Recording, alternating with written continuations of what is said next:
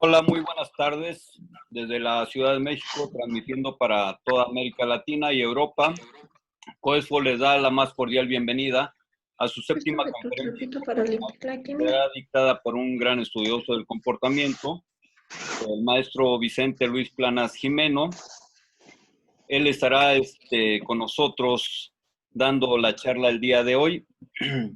Y por favor les pedimos que tengan su micrófono apagado, también el video. Les comentamos que esta conferencia está siendo grabada. La podrán disfrutar el día de mañana por la página de coesfo.mx. Sin más, el maestro Vicente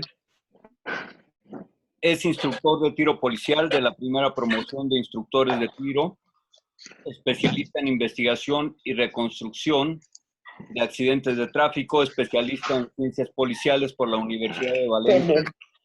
Tiene diplomado en criminología, es licenciado en criminología por la Universidad de Alicante, experto en política. Ay, ahí es donde me iba a ir, Alicante, España. Si gustan, por favor, apagar su micrófono, por favor. Ya lo apagué, ¿verdad? Sí. ¿Cómo digo? No, sí está. Es perito judicial criminólogo del Ilustre Colegio Oficial de Criminólogos de la Comunidad Valenciana. Está cursando en la actualidad el grado en Derecho por la Universidad Miguel Hernández en Elche, Alicante. Perito judicial de la red Boperit. Experto en perfilación criminal y delincuentes seriales por la Universidad Miguel Hernández. Dentro de la experiencia que él tiene, es jefe de la Policía Local de Callosa, en Sarriá, Alicante, actualmente agente de la Policía Local de Benidorm, Alicante, profesor colaborador del IVASPE, Instituto Valenciano de Seguridad Pública, y desde el 2018, diputado por Alicante del Ilustre. ¿La vas a querer oír, amor? De criminólogos de la Comunidad Valenciana. Es conferenciante y moderador de diferentes congresos. Además es director ejecutivo del despacho de criminólogos Dexcrim, diputado vicepresidente del Ilustre Colegio Oficial de Criminólogos de la Comunidad Valenciana, que ya les había mencionado. Y pues, Vicente, muchas gracias por estar aquí con nosotros. Para COESFO es un gran gusto que hayas aceptado tu participación en las conferencias internacionales que estamos realizando todos los miércoles, que son en calidad de gratuitas. Y es un gustazo, es una hora no habitual para conferencias aquí en América, a mediodía, pero muchísimas gracias, de verdad, que estés con nosotros. Y sin más, directo desde España, te dejamos micrófonos y video, Vicente. Bienvenido y todos tuyos. Por favor, les espero micrófonos apagados, también su cámara. Muchas gracias, Vicente, todos tuyos. Muchas gracias, Martín. Antes que nada, pues agradeceros la colaboración y habernos llamado para poder estar aquí. Para mí es un placer poder compartir con vosotros mis conocimientos, y desde el Excrim y mi socia Diani y yo, pues os agradecemos habernos citado aquí. También quiero agradecer a toda la gente que nos está escuchando, a Ciudad de México, que estos días sé que han tenido un terremoto, agradecerles ese compañerismo, esa gratitud con la gente, y a toda América Latina y desde España se nos están escuchando. Pues bueno, vamos a empezar.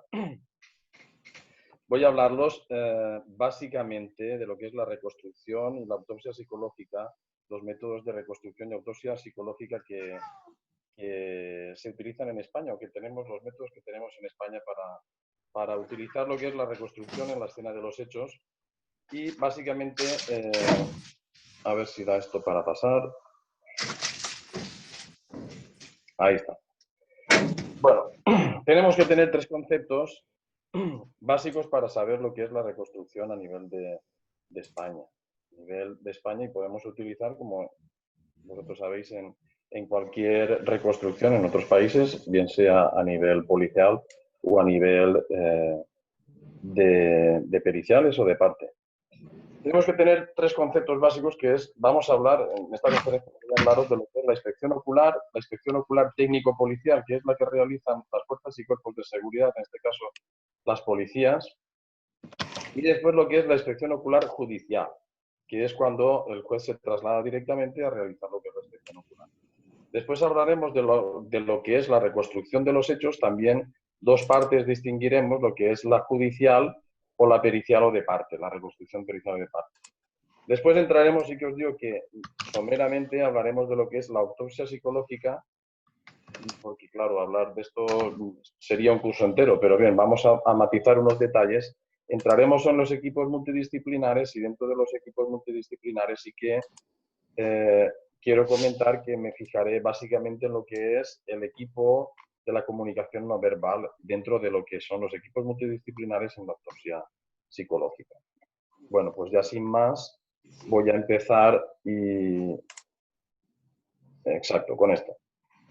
Para empezar, antes de iniciar lo que es una reconstrucción de los hechos o una inspección ocular, una autopsia psicológica, tenemos que tener en cuenta tres conceptos que son básicos porque mucha gente confunde algunos conceptos fundamentales y que en este caso pues tienen que quedar claros porque se prestan a confusión muchas veces. Entre ellos tenemos que distinguir entre lo que es la criminología, la criminalística y la inspección ocular técnico-policial, que es la que realizan las fuerzas y cuerpos de seguridad, los policías. Como sabéis, la criminología es una ciencia multidisciplinar que basa sus conocimientos en lo que es la sociología, la psicología y la antropología social. Y todo esto está englobado dentro de lo que es el marco del concepto, en el marco del derecho penal. Es decir, la criminología, todo lo que se ocupa está englobado dentro del marco del derecho penal. ¿Qué estudia la criminología? La criminología básicamente estudia lo que son las causas del crimen y los remedios del comportamiento antisocial del hombre. Es decir, las incidencias del crimen, así como sus causas y consecuencias. Es decir, la criminología se ocupa del porqué, el por qué sucedió este crimen o por qué sucedió este delito. Y también lo que abarca son las reacciones sociales y las regulaciones gubernamentales, es decir, las reacciones que la sociedad pueda tener frente a esos delitos y también lo que son las regulaciones gubernamentales nos referimos a la legislación. ¿De acuerdo? Esto sería básicamente lo que es la criminología, una ciencia multidisciplinar. Eso es muy importante, multidisciplinar abarca varias disciplinas. La criminalística, como bien sabéis, es una disciplina para determinar la existencia de un hecho criminal, a recoger los indicios y pruebas y a la identificación de esos autores. Es decir, la criminalística se encarga de esas pruebas, vincularlas con las personas, autores o implicados que realmente estuvieron en la escena del crimen. Es decir, si yo me encuentro una pistola, la criminalística se va a encargar de decirme que esa pistola era del implicado y no de la víctima. ¿De acuerdo? Entonces, la criminalística va a usar... Una cosa importante va a ser que esas pruebas, esos indicios que la criminalística va a ocupar van a ser de forma indubitada, es decir, que no se va a poder confundir con otras pruebas. O sea, indubitadamente esta pistola la llevaba este hombre y esta arma la llevaba aquel hombre. Entonces, la aplicación de esos métodos científicos en laboratorios y después la elaboración de esos informes periciales. Eso se va a encargar la criminalística. Simplemente en la escena del crimen. Se va a encargar de lo que es la escena del crimen. La inspección ocular técnico-policial es el conjunto de observaciones y comprobaciones, operaciones técnico-policiales. Es decir, son realmente los policías los que se van a encargar en un primer momento de realizar esas observaciones en el lugar de los hechos, así como localizar los objetos, indicios, vestigios que nos van a ser fundamentales para después realizar una investigación como veo. La inspección técnico-policial. Cuando se va a proceder a realizar una inspección técnico-policial, tenemos que tener en cuenta dos objetivos fundamentales. Uno es la reconstrucción y otro la vinculación. ¿qué decimos, a qué nos referimos cuando hablamos de reconstrucción de los hechos? Pues son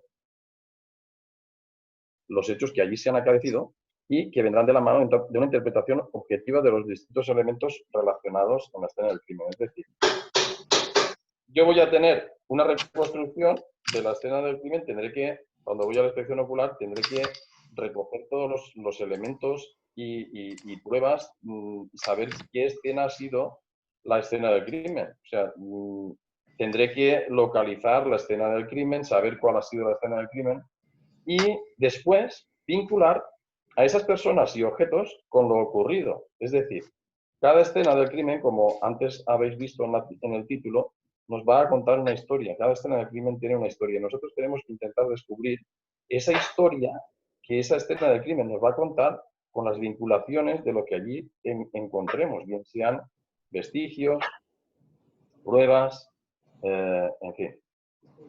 Siempre tendremos en cuenta, como dijo el profesor Edmund Lockhart, que el principio de intercambio de materia, en el cual nos decía que cualquier persona, cualquier grupo de personas, dos personas, cualquier persona en el fragor de una discusión o de un asesinato o de cualquier forma de delito, deja en el lugar de los hechos unos indicios, unas pruebas que nosotros tenemos que ser capaces de descubrir realmente después esos indicios, esas pruebas que en el lugar de los hechos se han quedado. Es evidente que cuando nosotros vamos a una inspección ocular, tiene que estar plenamente las investigaciones que nosotros hagamos antes de la inspección ocular tienen que estar protocolizadas. Es decir, yo no puedo ir a una inspección ocular sin más y ya está. No, tengo que ir a la inspección ocular como consecuencia de unas diligencias policiales o como consecuencia de una orden judicial. Es decir, yo no voy a ir me llaman y voy porque tal, no, es como consecuencia, una cosa es que sea una cosa fortuita, pero tiene que ser como consecuencia de unos hechos vinculados a unas diligencias policiales, a una resolución judicial, a una investigación policial, cualquier actuación de estas. Y siempre tenemos que estar ceñidos a lo que son los protocolos de actuación. Esto tiene que quedar claro, los protocolos de actuación. Eso es una cosa que remarco en todas las conferencias que estoy dando, incluso en mi trabajo. Las actuaciones en las inspecciones oculares tienen que estar protocolarizadas. ¿Qué quiere decir? Que yo no puedo ir a una inspección ocular sin más. Me meto 3 policías, 4 policías dentro, lo movemos todo, vamos de aquí para allá, ¿no? Las inspecciones oculares tienen que estar sesgadas con el protocolo que dice quién son las personas que primero entran dentro de la escena de los hechos, qué cosas tengo que recoger primero, qué tengo que hacer en la inspección ocular, cómo tengo que tratar a los vestigios y pruebas encontradas en el mismo, porque esto va a ser fundamental y lo vamos a ver un poquito más adelante de la conferencia, porque si yo le doy un tratamiento muy vago a lo que son los vestigios y las pruebas encontradas, realmente no me van a servir de nada en el proceso judicial, porque la defensa, a la primera de cambio, me las van a echar para atrás, bien sea por la cadena de custodia o bien sea por cualquier prueba conseguida ilegalmente. Entonces, lo que tenemos que hacer es protocolarizar las actuaciones siempre y los vestigios, pruebas que encontremos, seguir siempre una cadena de custodia que va a ser fundamental para que esas pruebas que hemos encontrado en la escena del crimen lleguen lo máximamente impolutas a los laboratorios o a la sede judicial para que durante ese camino no se hayan podido ver vulneradas ni trastocadas y que sean lo más fehacientemente a cuanto las encontramos en el sitio y cuando el laboratorio las está investigando, cuando las partes implicadas en el proceso judicial tienen acceso a ellas. Muy importante la cadena de custodia, lo vamos a ver un poquito más adelante, cómo por culpa de la cadena de custodia a un delincuente de por sí fue antes de la pandemia. Por asesinato le han rebajado la pena considerablemente de 40 a 25. Generaron más programas. Ahora os voy a mostrar lo que es más o menos lo que... Os he puesto un ejemplo del Cuerpo Nacional de Policía. Sí, entonces en cuanto lo tengan, me lo comparten, porfa, para ya... Concretamente lo que es la Policía Científica. Del Cuerpo Nacional de policía. Aquí en España tenemos dos cuerpos que pertenecen a las fuerzas y cuerpos de seguridad del Estado, que es el Cuerpo Nacional de Policía y la Guardia Civil. Después también tenemos policía científica en algunas policías autonómicas Es que como ¿sabes qué la pasó? Archancha En aquel y entonces, los Mossos de Escuadra. La Archancha pertenecen a lo que pues es el País sí, Vasco. esperaba Vicente, déjate interrumpo Sí. tantito. Por favor, que fuera se para les Spice. pidió que Recuerda que Por favor. es que silenciaran sus antes evaluamos micrófonos. programas, bueno, el Silencien año sus pasado evaluamos micrófonos, por favor. programas. Debemos de tener El año respeto pasado, al si uno lo expositor. evaluamos que entró al kinder, se supone como Orte, que por favor, el como si como para la micrófono. primaria. Por favor, sus Entonces es como un micrófonos. Muy bien. proceso como Por normal favor, de podéis cerrar los a micrófonos los para que podamos programas. seguir. Por eso necesitábamos tener el catálogo. Pero dada la misma situación de la pandemia, este año se optó por no evaluar. Por favor, pueden cerrar los Se va a micrófonos. evaluar la respuesta del gobierno ante la pandemia y se va a hacer Bueno, una evaluación. Orte, por favor, tu Pero micrófono. en pocas seguimos. palabras, no entró ningún programa. Porque yo Buenas también, tardes. El moderador puede cerrar los micrófonos de todos. al menos hasta al corte en esa fecha, y tengo que para más. Vicente, ¿ya puedes hablar? ¿Ahora me oís? Ya te escucho. Adelante. Perfecto. Vamos a seguir. Venga, pues lo que os estaba diciendo, aquí en España tenemos dos fuerzas y cuerpos de seguridad del Estado, que es lo que es la Policía Nacional, el Cuerpo Nacional de Policía, perdón, y la Guardia Civil. Después tenemos policía científica también en algunas unidades de los cuerpos nacionales de las policías autonómicas, como es la Archaina, que pertenece a lo que es el País Vasco, y los Mossos de Escuadra, que pertenecen a lo que es Cataluña. Después también está la Policía Autonómica de la Comunidad Valenciana, que también tienen algunas especialidades respecto a esto. Os he puesto aquí lo que es la comisaría, el Cuerpo Nacional de Policía, la Policía Científica. Se basa prácticamente para que veáis lo que estábamos diciendo, el protocolo de actuación en las escenas.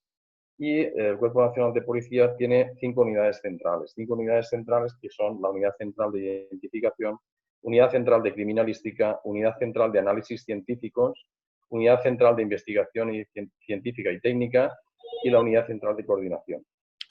Como veis, cada una de estas unidades centrales son las que se encargarán de ir a un sitio concreto cuando se necesite de sus servicios. En consecuencia, si tengo que recoger huellas dactilares, irá a la unidad central que se encarga de la identificación, la foscopia, y el SAID. El SAID es un sistema informático en el cual todos los detenidos se registran con unas huellas dactilares, palmares y dactilares. Y se queda la reseña en lo que es estas bases de datos a las cuales tienen acceso los cuerpos de policía. Después también, si está claro que necesitamos, pues verificar alguna documentación, si es falsa, si no es falsa, dinero falsificado, pues sí que sería de la unidad de criminalística. Y si necesitamos ADN, venenos, algunos instrumentos operativos de análisis y toxicología, pues sería la unidad de análisis científicos, mientras que la calidad y las relaciones internacionales se encargaría de la Unidad Central de Investigación Científica. Y por fin, al final, estaría la unidad de coordinación operativa, que sería la que se encargaría de las inspecciones oculares, coordinación territorial y demás. Básicamente es para que veáis cómo funciona el Cuerpo Nacional de Policía en lo que son las inspecciones oculares, reconstrucciones de los hechos, escenas en el lugar de origen. Está todo protocolarizado y todo tiene un protocolo a la hora de realizarse. A ver si se pasa al siguiente. Ahí. Como estábamos hablando antes, es importante lo que hemos dicho anteriormente, es la cadena de custodia en las pruebas. En la escena del crimen muchas veces encontramos vestigios, pruebas y demás elementos que deberán ser transportados a los laboratorios e incluso si son pruebas fehacientes a la sede judicial para que queden impolutas a la hora de examinarlas, revisarlas o que los laboratorios pues, puedan tener constancia de ellas y que permanezcan lo menos vulnerables posibles desde la escena de los hechos hasta los laboratorios. Como aquí veis, el Cuerpo Nacional de Policía, que he puesto un ejemplo porque la Guardia Civil también tiene sus unidades, tiene unos furgones especiales para que las evidencias que en el lugar de los hechos se puedan recoger tengan la cadena de custodia perfectamente asignada y que no se vulnere en ningún momento, y que esta cadena de custodia pues llegue hasta los laboratorios o hasta el juez sin romperse, para que la parte contraria o la parte de la defensa no pueda rebatir que esas pruebas se han conseguido ilegalmente o no han tenido una custodia adecuada y han podido acceder varias personas de fuera de lo que es la investigación y han podido pues, vulnerar lo que son las pruebas. Aquí podéis ver que, por ejemplo, la imagen de la derecha donde pone Freedom es el cuerpo, la China, este pertenece a lo que es el País Vasco, es la Policía Autonómica del País Vasco, que también tiene unidad científica. Abajo son los laboratorios de la Guardia Civil y de la Policía Nacional, algunos de ellos, y también podéis ver los furgones en los cuales pues, la Policía Científica se desplaza a los lugares de los hechos para recoger evidencias o pruebas muy importantes para ser trasladadas a lo que es la sede judicial. La inspección técnico-policial, tenemos que tener claro, cuando nosotros queremos entrar a lo que es la reconstrucción de los hechos o la escena del crimen, los tratamientos jurídicos que se les dan a las pruebas que nosotros en ellos investigamos o recogemos. Muchas veces sabemos mucho de derecho penal, procesal, pero no sabemos realmente lo que estoy haciendo, qué clase de prueba va a ser o qué clase de tratamiento jurídico se le va a dar en el juicio. Porque realmente si yo incido mucho en una cosa y después realmente no va a tener los resultados que yo esperaba judicialmente, pues vamos a tener un fallo en ese aspecto. Sí que los tratamientos jurídicos, como tener la inspección ocular técnico-policial, sí que tenemos que tener claro que es un acto de investigación. Son diligencias de investigación, nunca de prueba. Esto hay que tenerlo claro. ¿No? Lo que nosotros hacemos, los actos de investigación, no son pruebas. Son actos de investigación. Y esto tenemos que tener claro que viene por sentencia judicial. Sentencia del Tribunal Supremo, que es uno de los máximos órganos, junto con el Tribunal Constitucional de España. Perdón. Lo que sí que tenemos que tener claro es que la inspección ocular sí que tiene recogidas legislativamente en la Ley de Enjuiciamiento Criminal en España. Viene recogida en los artículos que veis aquí, 326 al 333, aunque hay muchos más artículos, pero estos son los fundamentales en los cuales viene recogida en la Ley de Enjuiciamiento Criminal lo que es la inspección ocular. Dejar claro que lo que es la reconstrucción y la autopsia psicológica no tiene ninguna legislación en España, no viene recogido por ninguna legislación. Sí que están recogidas mediante jurisprudencia y sentencias de juzgados, como bien sea el Tribunal Supremo o el Tribunal Constitucional. Lo que es la reconstrucción de los hechos y la autopsia psicológica. La inspección ocular sí que tiene su legislación recogida en lo que es la ley de enjuiciamiento. Tenemos que tener claro que el juez, el reconocimiento judicial, que el señor juez instructor se desplace a la escena del crimen o a la inspección ocular, sí que va a tener la consideración de lo que allí se haga de prueba preconstituida. ¿Qué quiere decir esto? Prueba preconstituida son aquellas que no se pueden realizar en el acto del juicio oral. Es decir, son pruebas como, por ejemplo, las alcoholemias. Las alcoholemias yo no puedo realizarlas después en el juicio oral. Simplemente le haré la prueba, sacaré los tickets, sacaré las evidencias de esto y sí que con un informe lo trasladaré al acto del juicio oral y eso se tendrá la tipificación de prueba preconstituida. Pues bien, cuando el señor juez instructor se traslada directamente de la sede judicial a la escena del crimen, las pruebas que él haga allí se tendrán a consideración de prueba preconstituida. La inspección ocular siempre se tendrá la consideración de urgencia y se desaconsejará retrasar su ejecución. ¿Por qué? Porque está claro que cuanto antes lleguemos a la escena donde se ha producido un hecho delictivo o un asesinato o cualquier cosa, primará lo que es la urgencia. Por lo tanto, tienen que ser las primeras diligencias las inspecciones oculares. Las medidas de investigación en sí carecen de valor probatorio. Es decir, aunque la policía judicial realice el atestado policial, este no tendrá casi nunca carácter de prueba documental. Los atestados policiales tienen carácter de denuncia siempre, pero no tendrán carácter de prueba documental. Si estos agentes se ratifican en lo que es el juicio oral, estas ratificaciones tendrán la consideración de pruebas testificadas. Pero ¿qué pasa si los atestados policiales llevan aparejados o llevan en los anexos croquis, planos, huellas, fotografías y demás? Pues en estos casos sí que tendrán la prueba de la consideración de prueba documental. Siempre y cuando dichos atestados y dichas pruebas se incorporen a lo que es el procedimiento de sumario del caso. Y, muy importante, se incorpore al proceso y queden bajo los principios de inmediación, oralidad y contradicción. Es decir, que la parte contraria pueda acceder a estos documentos y tenga la posibilidad de revocarlos, contradecirlos o ser públicos para la parte contraria.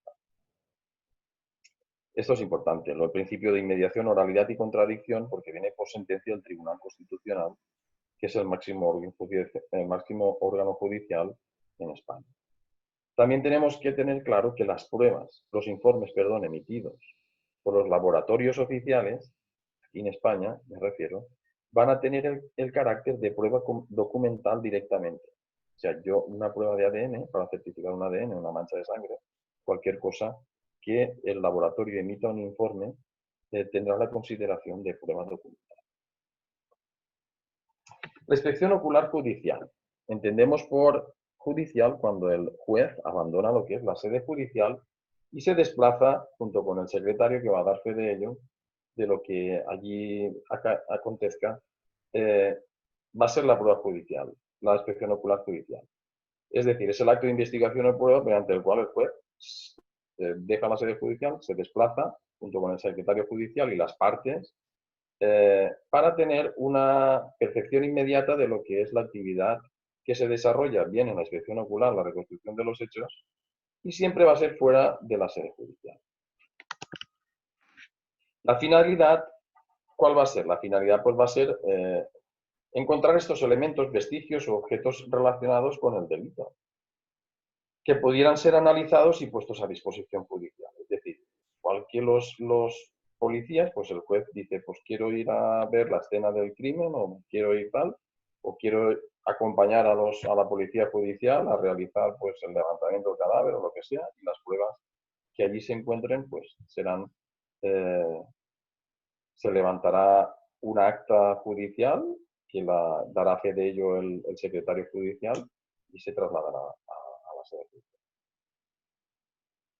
Más que nada, cuando el juez se desplaza a lo que es el lugar del crimen o el lugar de los hechos, en vez de inspección ocular deberíamos de llamar reconocimiento judicial, pero bueno, viene así establecido en la Ley de Enjuiciamiento Criminal. Y sí que la consignación y todo lo que allí acontezca se redactará mediante un acta expuesta por lo que es el secretario judicial. Más que nada, el juez lo que va a ver es la percepción de si esa persona pudo tirarse desde un segundo piso o fue un accidente, o si el lugar del crimen pues realmente había más de 3 personas o 4 personas, cosas así. Son percepciones que el juez va a ver en la escena del crimen. La diligencia probatoria es subjetiva, es decir, el juez lo ve directamente. O sea, no lo realiza a través de terceras personas, como bien pueda ser la policía judicial que le traslada lo que allí ha visto. No, en este caso va a ser el juez el que se traslade al lugar de los hechos. No va a haber contaminación por parte de terceros y el juez va a ser el que directamente verá lo que allí acontece. ¿Cuáles son las características de la inspección ocular judicial? son varias las características que se diferencian de lo que es la otra inspección ocular técnico-policial. Como hemos dicho anteriormente, el juez va a comparecer junto con el secretario, que va a levantar acta, y cuando comparece el juez no tendrá que ratificarse después en el juicio oral, porque el secretario es el que da fe pública de aquellos actos y directamente tendrán la consideración de prueba autónoma. No es así como pasaba en la inspección ocular, que sí que los policías deberán ratificarse después en el juicio oral. O sea, el juez, si se va a la inspección ocular, no se tiene que ratificar porque son pruebas autónomas ya directamente, porque el secretario judicial da fe, mientras que las fuerzas y cuerpos de seguridad, los policías, deberán ratificar sus actuaciones en el juicio oral.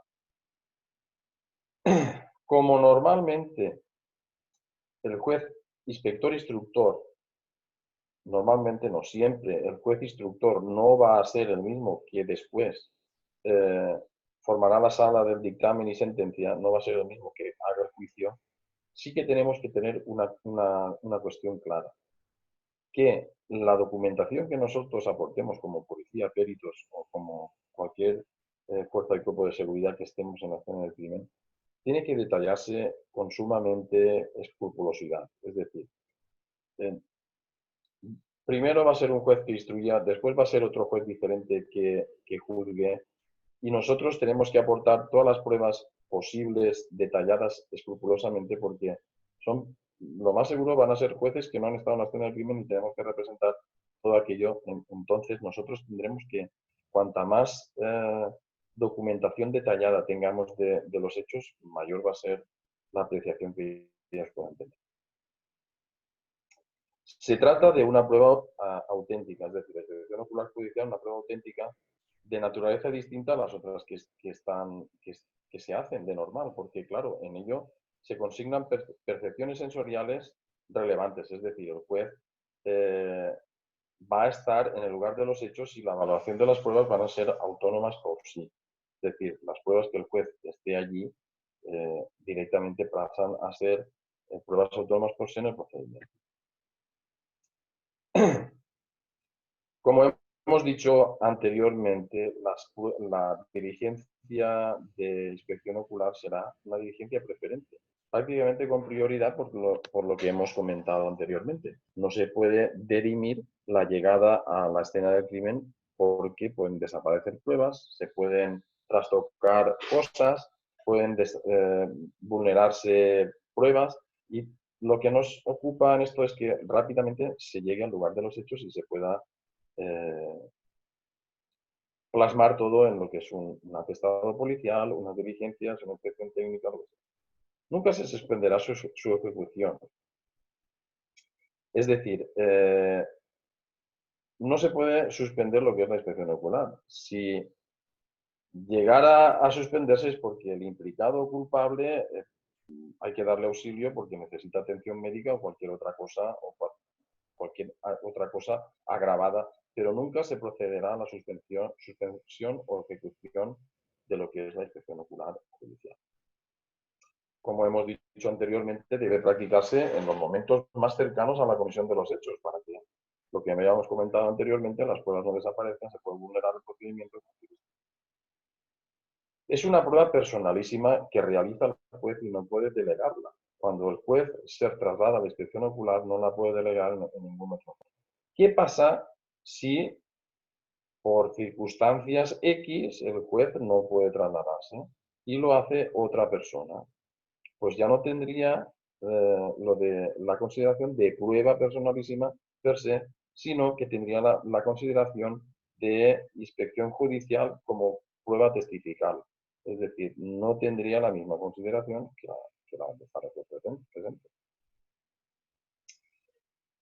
También tenemos que tener claro que la inspección judicial puede combinarse con realización de otras diligencias que refuercen. Es decir, el juez puede pedir auxilio, en este caso, de peritos que sean entendidos en la materia de la cual se va a ver. Si yo, por ejemplo, voy a ver una persona la cual ha sido asesinada mediante un arma de fuego, pues lo más probable es que el juez acuda con un perito balístico o un experto en armas.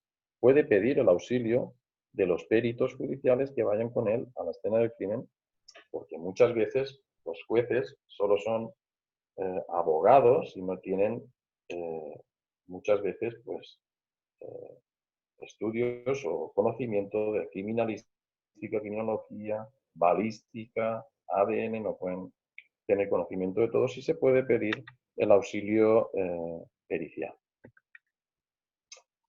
Entramos en lo que es la reconstrucción de los hechos, como hemos dicho anteriormente, tampoco viene reflejada en la legislación española, simplemente viene por lo que es la jurisprudencia y lo que es jurisprudencia del Tribunal Supremo y jurisprudencia del Tribunal Constitucional.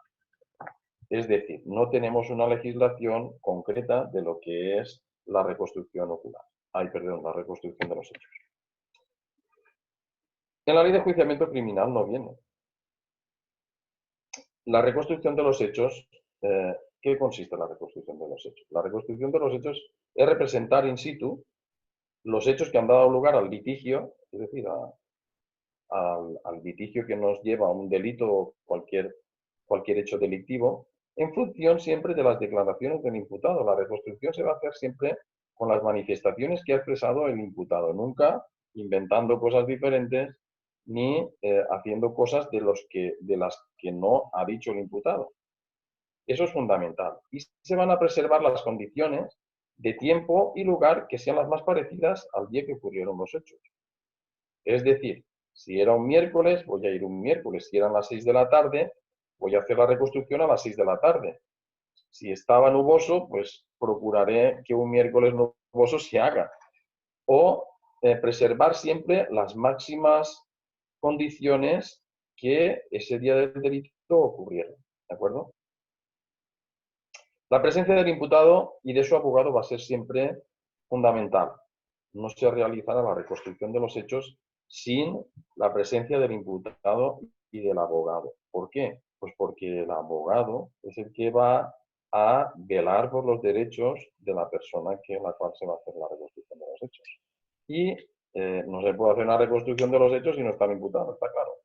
Entonces, siempre será imprescindible la presencia de abogado imputado, ¿de acuerdo? Podrán personarse las partes, Ministerio Fiscal, la defensa y cuantos peritos el juez estime oportunamente.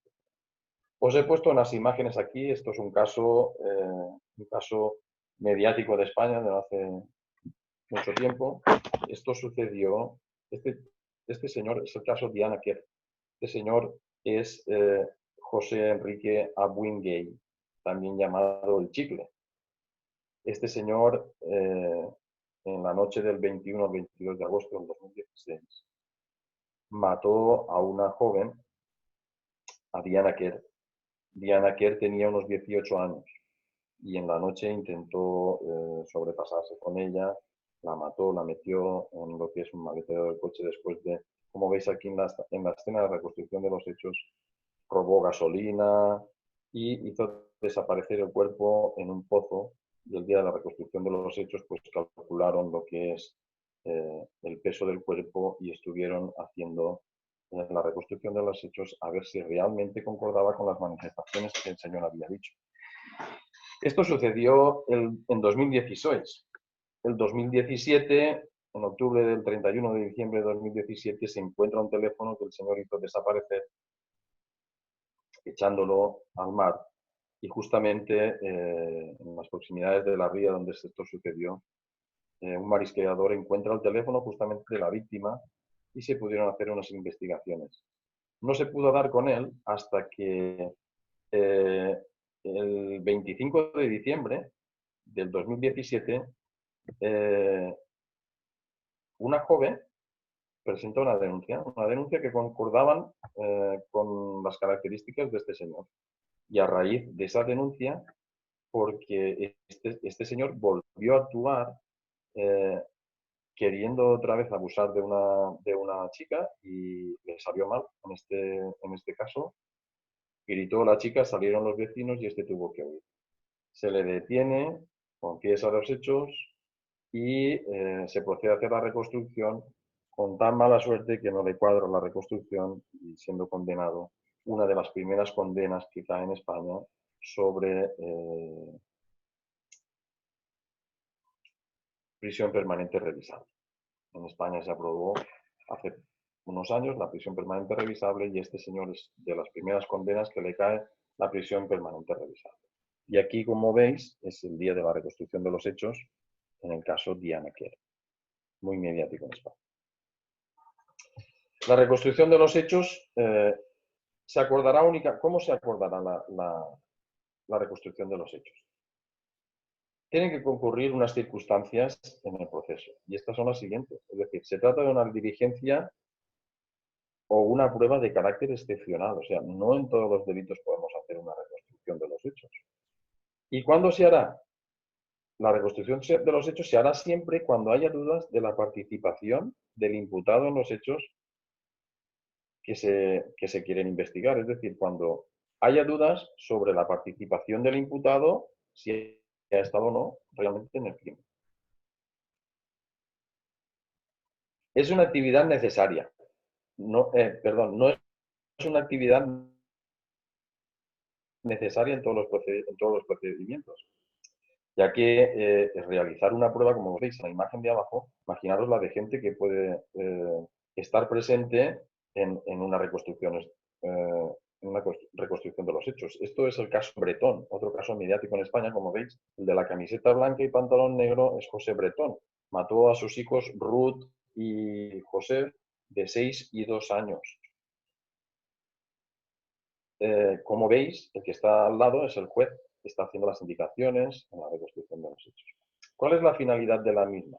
La finalidad de la reconstrucción de los hechos es para que el juez pueda resolver las dudas que se le plantean de cómo ocurrieron los hechos o si realmente son verdad como lo está diciendo el imputado. Y la reconstrucción de los hechos nunca puede constituir una prueba de cargo contra el imputado.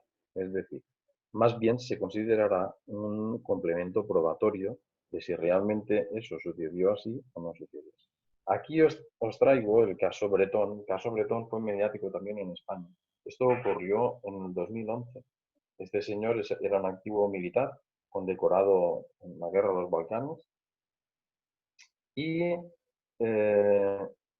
para que veáis, a veces en los casos, en las investigaciones que hagamos, es fundamental la cadena de custodia. Este señor le cae una condena de 40 años de cárcel por un doble asesinato. ¿Qué hizo el señor? El señor lo que hizo es, por celos, malicia, odio contra su mujer, porque le pidió el divorcio, se vengó de su mujer matando a sus hijos el día que tenía la visita con ellos. ¿Qué hizo este señor? Este señor había tenido un estado de depresión y tenía recetados unos medicamentos, Orfidal y Motivan. ¿Qué hizo este señor? Dio a sus hijos estos medicamentos, los durmió, preparó en un cortijo que tenía una finca que tenía él, de maderas con una tabla metálica, la cual encendió, alimentó con líquidos inflamables para que aquello tuviera el hierro, cogiera una temperatura muy alta, casi igual que los hornos quematorios, matando a sus hijos, poniéndolos encima y haciéndolos casi desaparecer. O sea que casi fue un crimen perfecto, pero ¿qué hizo este señor? Se fue a un parque y dijo que los había perdido. Llamó al 112, teléfono de urgencias aquí en España, diciendo que le habían secuestrado a los niños. Pero se pudo demostrar por las cámaras, en la reconstrucción de los hechos que está aquí, no le sirvió para nada, porque se pudo demostrar, incluso al final pudieron encontrar unos huesecitos pequeñitos en la escena del crimen que vincularon con sus hijos. ¿Qué pasó?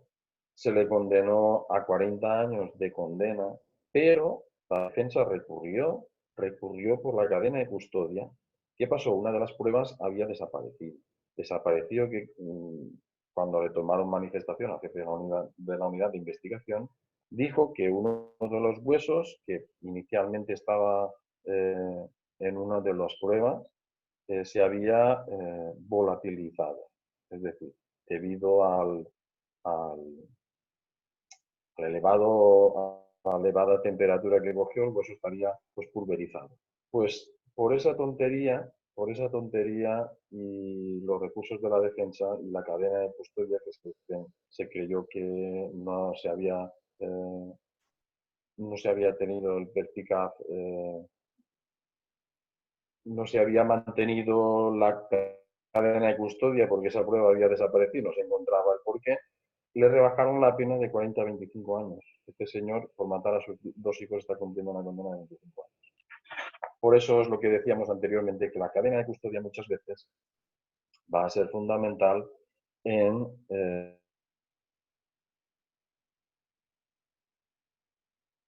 las implicadas. La intervención del imputado en la reconstrucción de los hechos. La no presencia del abogado, como hemos dicho antes, en la inspección ocular, ya no en la reconstrucción de los hechos, en la inspección ocular, bien sea técnico policial o la judicial, no va a ser suspensión en la inspección ocular. La no presencia del imputado en la inspección ocular o de su abogado no va a requerir la suspensión. Se va a continuar con la inspección ocular. Mientras que en la reconstrucción de los hechos, como hemos dicho anteriormente, no se puede realizar sin la presencia del imputado o del abogado defensor. ¿De acuerdo? Para que las pruebas que allí se realicen o las manifestaciones que el imputado pueda verter en ese momento tengan la validez suficiente después en el juicio oral y pueda defenderse adecuadamente. Aquí os traigo unas fotos que son las nuevas reproducciones en 3D que se están haciendo de lo que es las escenas de los crímenes. Actualmente la jurisprudencia en España acepta que estas imágenes se puedan reproducir en los estrados de los juzgados y no se desplacen a la escena del crimen. Como aquí veis, son 2 escenas diferentes. La de arriba es una escena en la cual hay una persona muerta y una reproducción en cámara 3D en la cual se ve perfectamente más o menos lo que es la escena de los hechos. Y abajo hay una reproducción en 3D de una persona disparando a varias, en la cual se ve la trayectoria de los proyectiles y la escena en 3D. Esto se está haciendo cada vez más, las tecnologías están entrando en lo que son la reconstrucción de los hechos y se están utilizando fehacientemente, bien sea para inspecciones orales, inspecciones oculares, utilizándolas después en la sede judicial. La autopsia psicológica.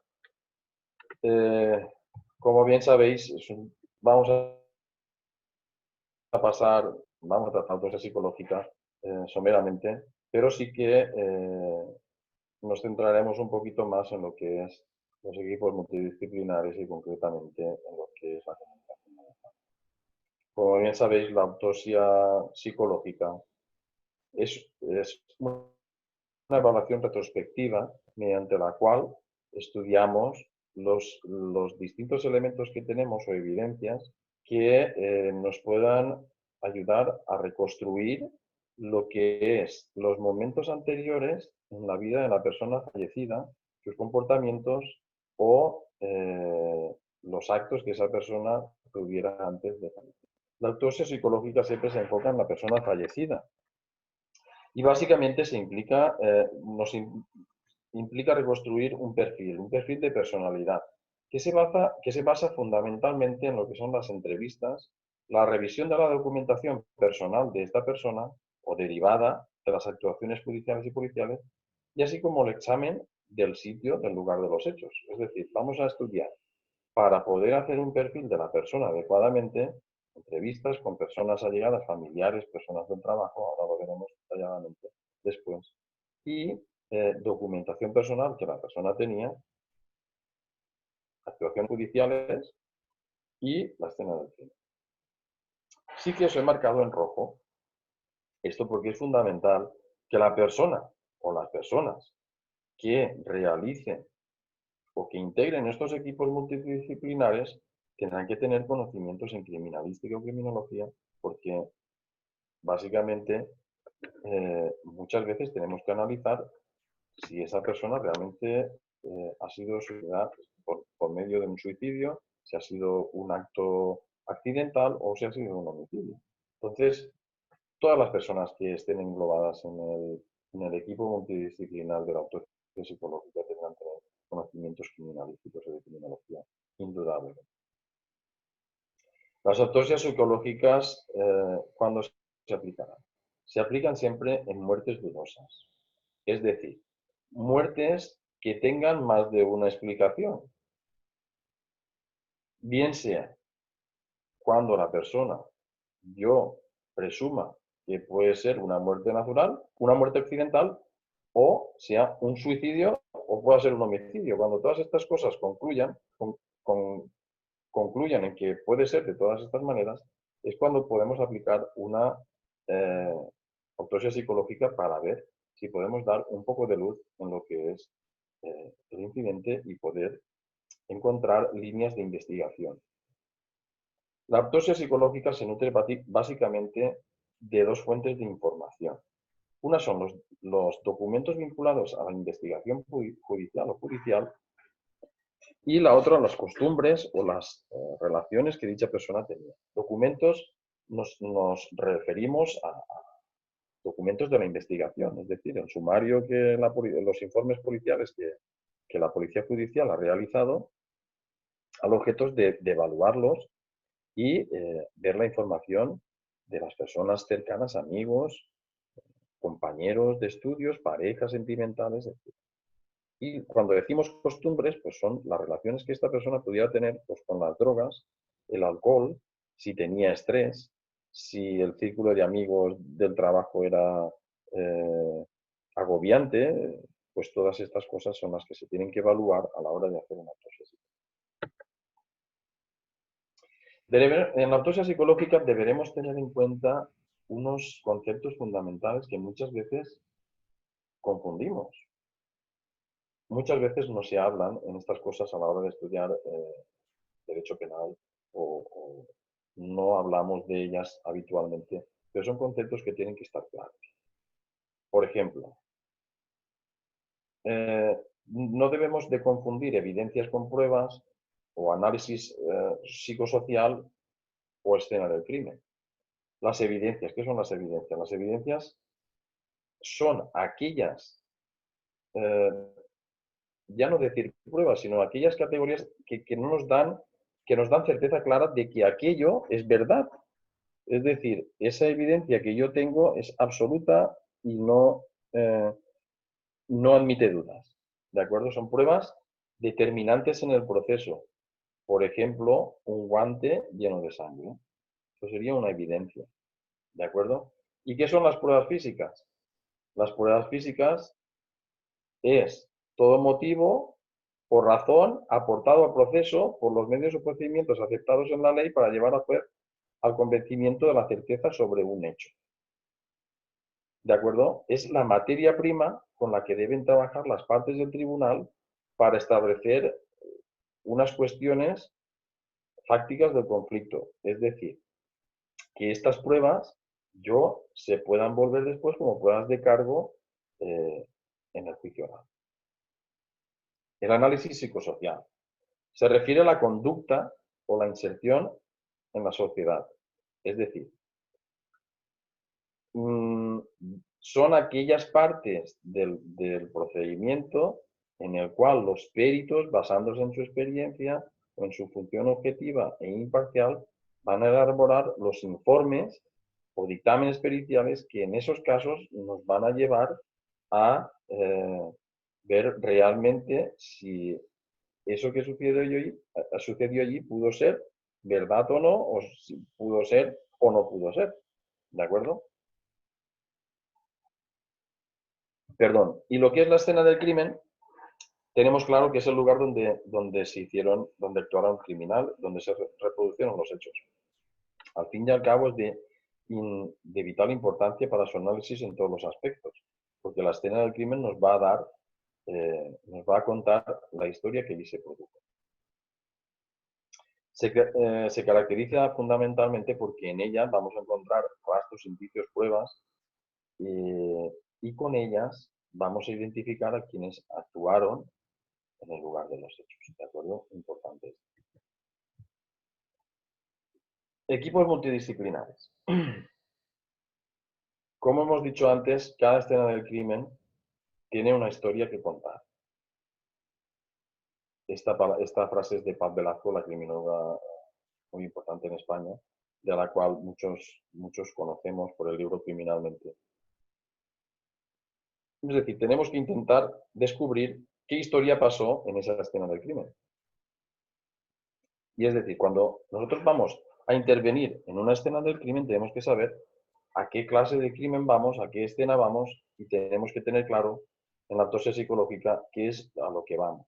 Tenemos que saber si es un homicidio, un suicidio, un accidente o qué clase de escena es la que vamos a tocar. Tenemos que conocer del caso.